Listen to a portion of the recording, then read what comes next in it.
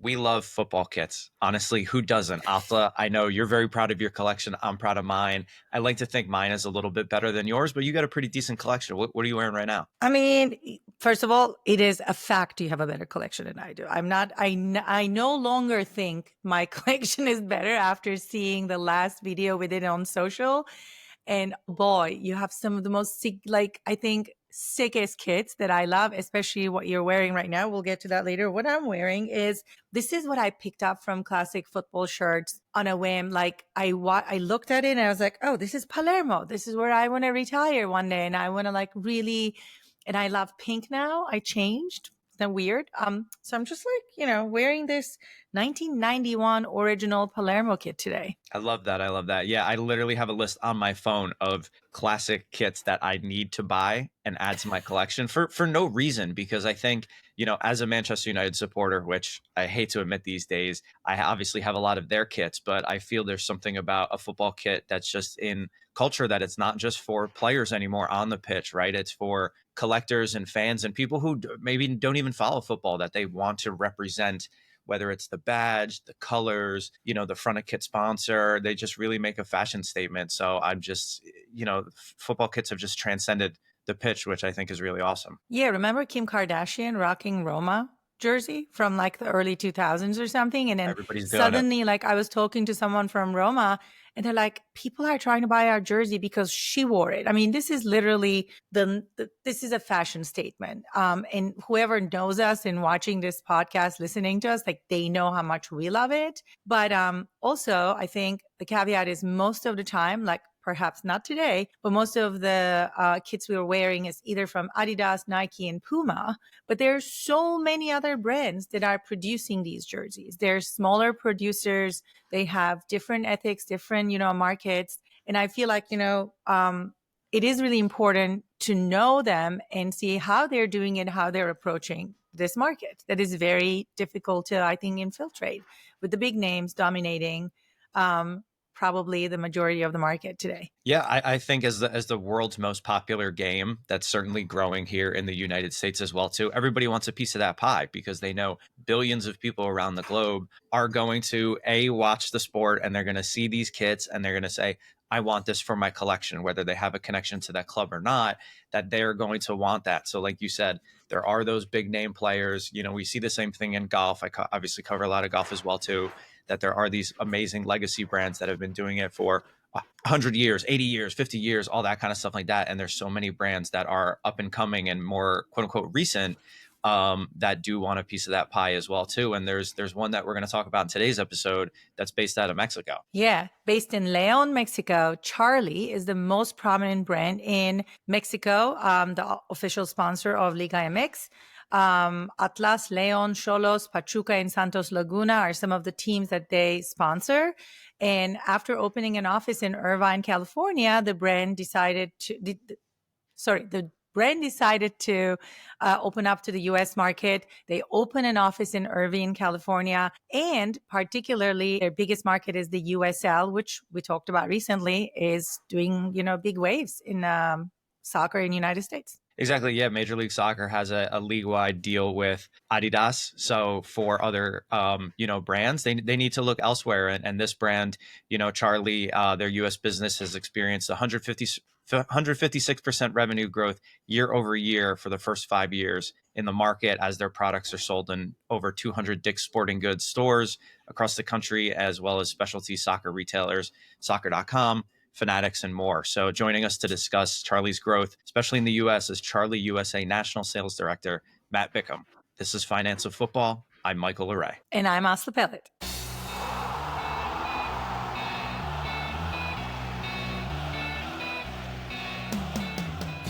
Welcome, Matt. Thank you so much for being here. Good morning. Tell us where you are physically. Where is this beautiful office at? I'm in Irvine, California. Our beautiful office is down here in Orange County. And is this like a normal day in the life of Matt Bickham? Well, being in the office is somewhat normal. Last week, I was in Mexico, so I'm not always in the office if I'm not traveling for work or meetings or games or any of the above. Yeah. Let's talk about a little bit of Mexico, because I mean, I thought you were going to tell me I'm in Mexico. Here's our office. I didn't know you. So, Charly started in Mexico. It's one of the top kit brands of the country, our beautiful neighbor, Mexico. Can you give us a little bit of the origin story of the brand? Yeah. So third generation family owned athletic brand in Mexico. The grandfather started off roughly in 1949 selling shoes in Mexico. He kind of had a windfall, just, slowly started getting the business going, expanding sales, and, basically growing the business down there. In the early 70s, they were trying to figure out what they were going to do, and they formed Charly. It was kind of a family decision to come up with the name and how they were going to enter a bigger market in Mexico. So almost 70 years, the family has been in the shoe business. In the 70s, they formed Charly and started to just grow the brand and expand. And again, still today, family owned. The grandson at the time is now running the company, Augustine. In Mexico, they're one of the biggest athletic brands there. They manage over 200 stores down in Mexico. So if you're down there, you definitely will run into Charly somewhere. And then right around 2014, they decided, they wanted to really sink themselves into soccer. And so they started getting into the business, formulating the strategy in terms of sponsoring Liga MX teams. In 2018, they had the biggest market share of Liga MX teams in Mexico. And, out sponsoring the biggest competition, which we know who those guys are. And then in 2020, they became the official sponsors of Liga MX. So everything that goes along with that in terms of sponsoring the league. So making their presence really known. You said the name. I want to go back to the name because I feel like our listeners might be wondering, Charly isn't a very Mexican, name. What is the story behind the name? How did they come up with Charly? I'm sure there's a nice story in there. So I've been with a lot of companies, and it's always interesting how a company comes up with their name. This one is actually kind of fun, but really simple. Grandma wore this perfume, and back in the 70s, they called it Charly. And it was just a popular fragrance back then. And they were looking up for the name, and they just said, you know what, let's just call it Charly. So it's not real complicated based on, what grandma wore and smelled like all the time. And, real simply, that was it. And it's actually working to our favor. So we love the name, and, we're definitely getting out there. More people are knowing what Charly's all about. I love that. And you mentioned obviously the growth and everything in Mexico and working with Liga MX. Now it's in the United States, and I'm wearing the kit here of the unfortunately now defunct San Diego Loyal. But this was the first club that you guys work with here in the U.S. If I'm not mistaken, in 2022 was kind of that big expansion, across the border. So I'd love to hear how the partnership with San Diego Loyal came about and just how much that really helped put the brand on the map, in a very competitive U.S. market. Yeah, so roughly about 7 years ago, the family decided it was time to move into the U.S. market. So they just said, hey, how are we going to do this? They decided to open up their office here in Irvine and really start the structure here in terms of, getting acclimated to the U.S. Right around 22, and obviously we were selling the Liga MX kits, they wanted to get some local sponsorship. So they had a meeting down and with the Loyals in San Diego, roughly in like that 22 timeframe. And one of the things that the team was struggling with prior sponsorship was really getting that Tory green just spot on. And I wasn't in the meeting at the time, but I've heard the story several times. And apparently, the Loyals said, hey, if you can match this color, at the time it was the green, if you can match this color, we'll go with you guys, because we're just getting guff from all these other, brands that just can't really do what we want to do. And literally our GM at the time took the swatch, went to the border, got on a plane, went down to Mexico and just showed them this. And guys, we need a jersey. And I think he waited around a few days. They went to the factories, they figured out the dyes, and it was a really big deal for him. So they obviously wanted to invest the time in getting it done. And I think they came back with the jersey and said, "Here you guys go. Don't eat your words." And that's how the sponsorship started. Is this like, I'm not familiar with the kit business. Is the matching the color or the design, that process is that, that difficult really? Like you cannot just say, I want this green and this yellow and this pink, and the brands cannot really come up with that, or how do they do it? Can you give us a little background on that, please? Color, some of these, the owners and the managers, I mean, they're so particular, and it's not always easy to match a kit with fan wear. Because you're trying to get that particular color and a material might dye differently. It's a really complex operation. I think you would think it's just easy to do, but some of the brands don't go into the level of detail, or they just think it's going to be too much difficulty. At the time, our factories, we could go straight to them. And I think the mixologists there that do the dyes, just were able to do it. And that was the level of service and also the level of commitment that the Loyals really saw in what we wanted to do and how we wanted to work with them. So I think today they probably have quicker, faster, type dyeing machines and things like that might be able to match a little bit closer. But at the time, it was a win and a lock for us. And it's extremely important to the club. Every meeting we're in, it's like, you've got to match this color, whatever it is, you've got to match this color. And the closer you can do that, and the closer you can give them assurance that you're going to do that across the board, the better that they receive your brand as being able to service them. I wonder if there was something like there's certain colors that are like, patented, or like, hold by bigger brands and say this green belongs to, I don't know, Adidas, and you can never use it. I thought maybe there was a little bit of, right patent kind of issue in there as well. Yeah, I think there's some flexibility in the colors. It's probably how you mix the colors as well. I don't think one color maybe, but if you were going after national colors, but even still, it's kind of a gray area, no pun intended, in terms of what you can do in this market. I love this color analogies. Well, the success with San Diego was obviously well received, because a year later, Charly USA signed a long-term deal with the USL to be league's official footwear and apparel partner beginning in 2024. Can you tell us a little bit more about that partnership? I think you were involved in those negotiations. Tell us what you did, basically. Yeah. So obviously we were disappointed in what happened with San Diego. We had a great relationship with them. We were growing their business. On the commercial side, I think it was a really great boilerplate for us to start and how we can actually service these teams. And then, the relationship and the conversation started happening to sponsor the league.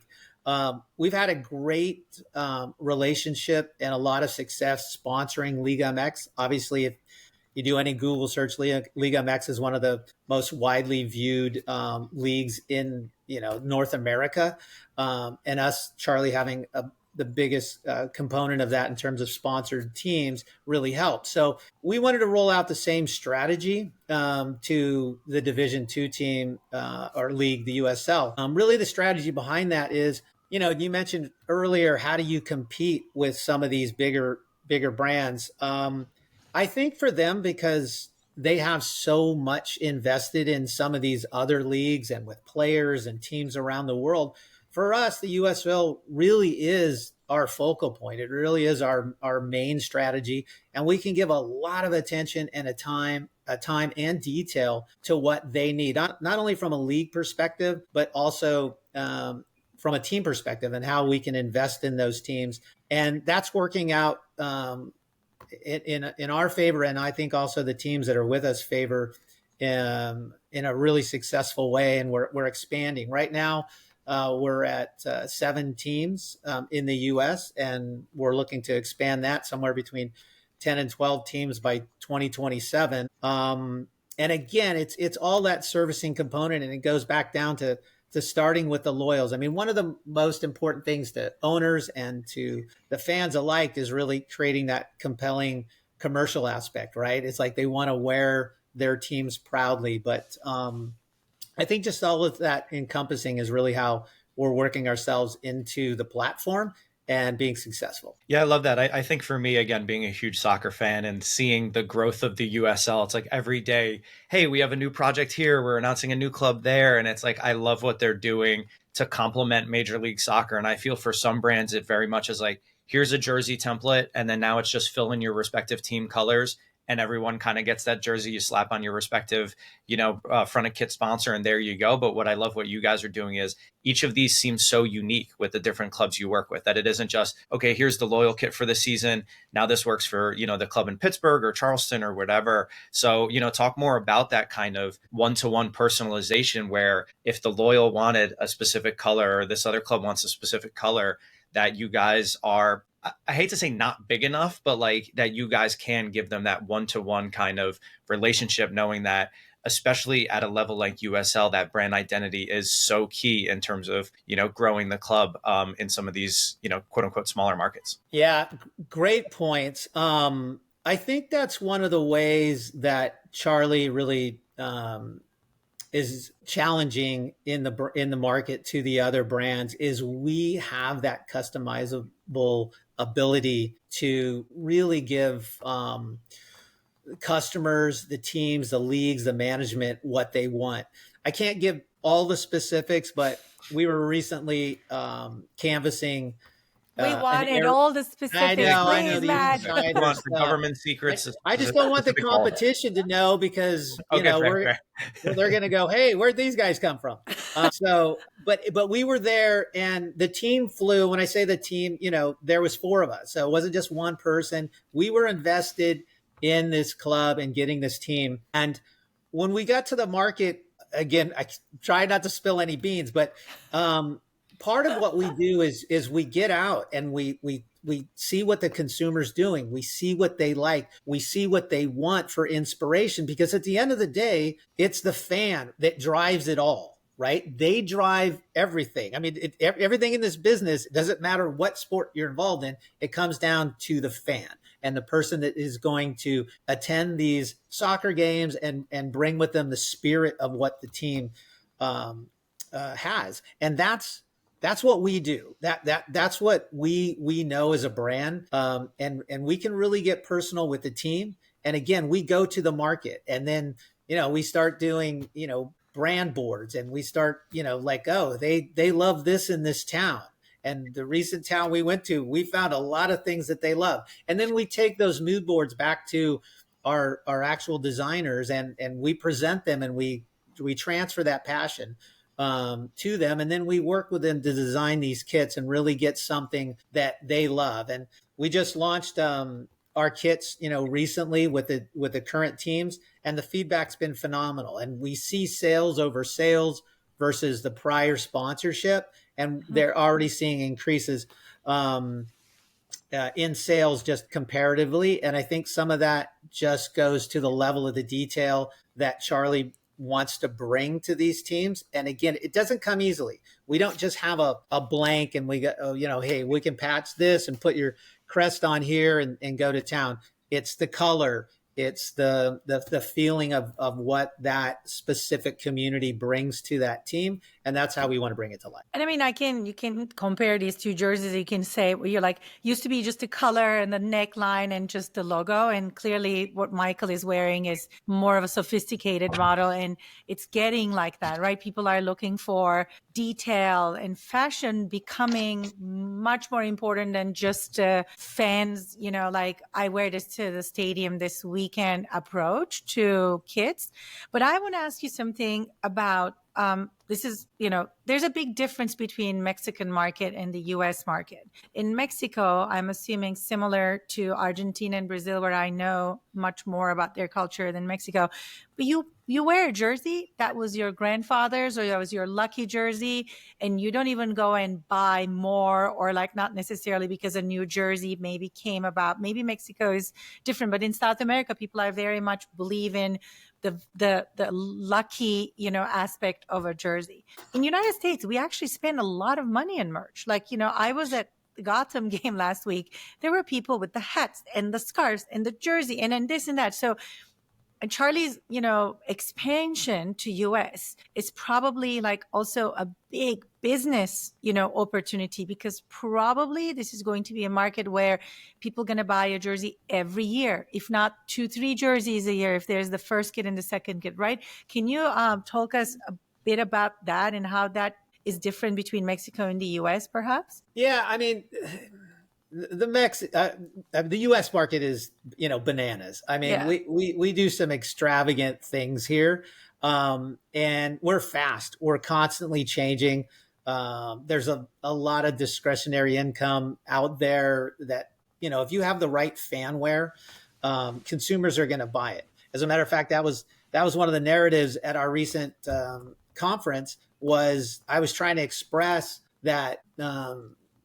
From a commercial aspect, what I'm hearing out there is some of these retailers really want some special sauce, right? They want things that are special. So what I'm telling our designers, and I'm telling the brand, is we don't just have to do everything as kind of what we see out in the marketplace. We can be really disruptive, and the commercial aspect wants that.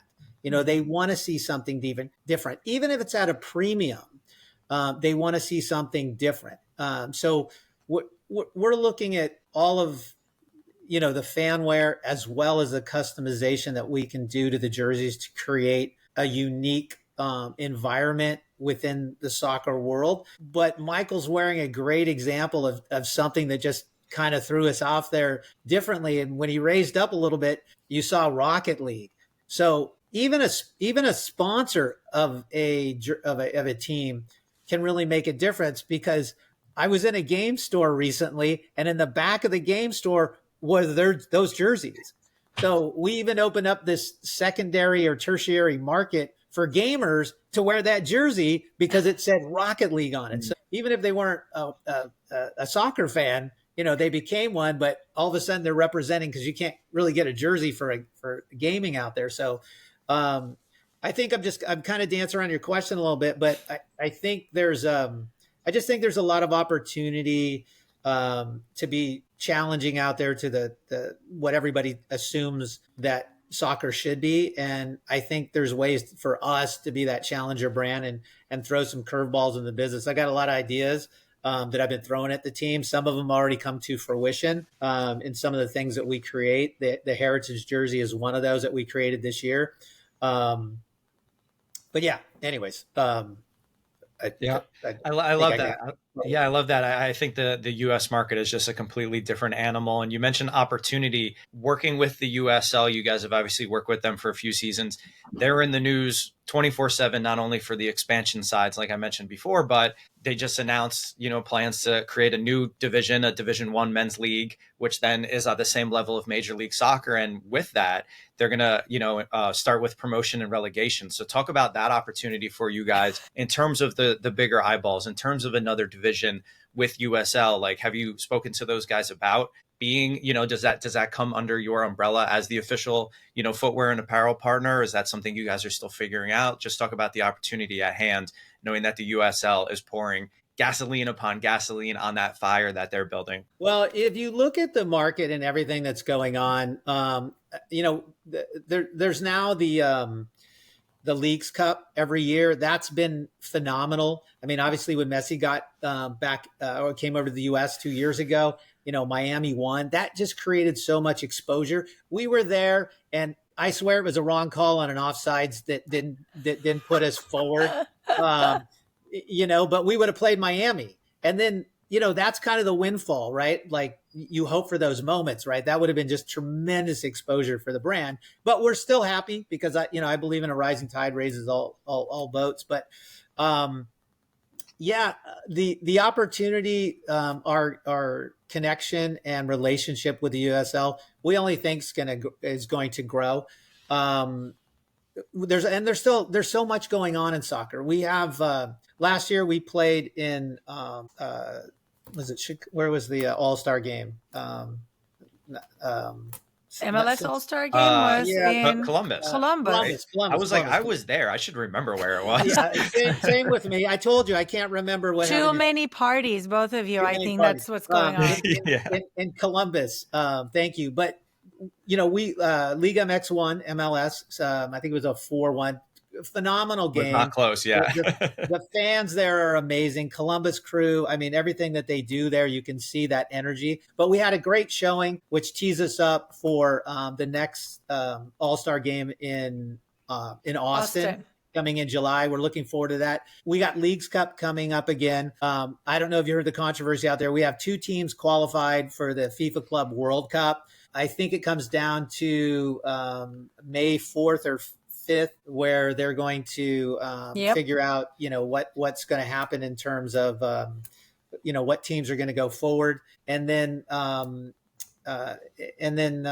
next year, obviously the World Cup that's going to be here in the U.S. is going to be amazing. Then we have Women's World Cup, and then we have the Olympics. So, there's so much going on. And as you mentioned, 2027, the USL is going to start a Division I team. And yeah, we have our foot in the door, obviously, there in terms of the relationship. And we'll continue to explore what that means for them and what that means for us as a brand. You mentioned World Cup. I was going to ask, that was my last question before we wrap it up. What is your World Cup strategy going to look like? Are you, in negotiations with different countries? Because, this is also the biggest expanded World Cup. Are there still countries that might be interested in looking into getting a new kit sponsor for the big tournament? Yeah, we're constantly talking to, different countries. A lot of countries are interested in us, especially in South America. Some of the countries that aren't getting the love that, they would like and know what we're doing with Liga MX and also the USL. So we're looking at from a national platform. We don't sponsor, obviously, the Mexico national team, but we do sponsor the Olympic team of all things. So we're looking forward to a really robust 2028 out of everything. And then we're coming in with our own strategy of how we will be represented and represent the brand in terms of countries, colors, combinations of things. We're not just going to sit idle for the World Cup and go, yeah, we'll let everybody else, do these things. Plus we have players that'll be sponsored. Our cleats will be out there. Our cleats are amazing, getting a lot of love right now in the marketplace in terms of just how they're looking on the pitch. So we're excited about that. So yeah, we've got some plans. We're starting to work on those as we start to book our 2026 meetings and overall strategy. Well, good luck with that. And I think if there isn't anything else you want to add, I will thank you so much for being here and telling us a little more about Charly that we've been watching during Leagues Cup. And now we're more familiar with the company and the project. So looking forward to hearing more from you. Thanks so much. It was great talking to you both today. I really appreciate your time. Thanks, Matt.